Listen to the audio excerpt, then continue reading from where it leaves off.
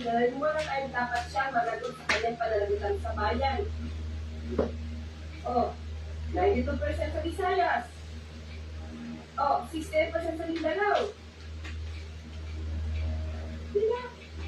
Oh, ano sinasabi dito?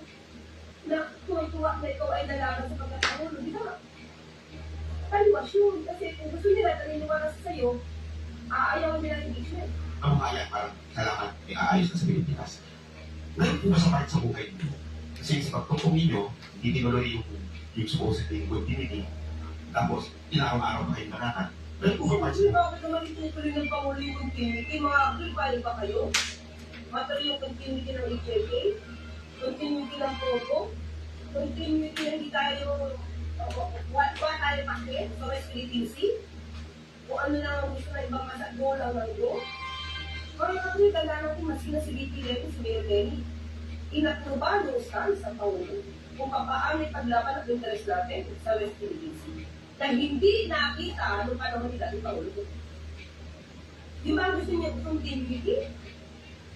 Pati ba yung, baka pati yung pagiging, negosyante, di ba, ipagpakuloy. Di ba? Oh, yung ba continuity gusto nitong mga tao to sa kanilipisan sila, may unsya sila, nung hindi ikinuloy, ikaw lumagos, hindi. Lahat ng yan, putol. Pinutol, kaya sa mga galit. Diba? At yung moment pa, nag-control at sa mga ghost projects na naman yung pag-ipanon natin sa ulit natin, pinutol. 2025 putol. Diba? Hindi na pwede yung mga ghost projects na build, tulong. Ayaw ni Pangulo yan. Pinutol na siya imbestiga. So yan bang gusto nyo continuity? Kaya sasabi niya, disappointed ang tao, parang hindi naman niya ka. Ayun na parang, ayun na, tugon ako.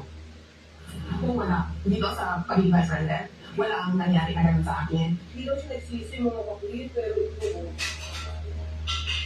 Kapatid ko kasi, hindi na siya nagsisi, diba?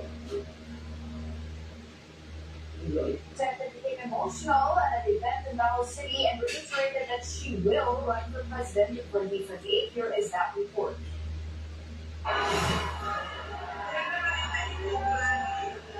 Vice President Sara Duterte became teary-eyed at an event organized by the Philippine Association of Local Government Accountants in Davao City on Wednesday. She was especially moved upon seeing her former colleagues at Davao City Hall.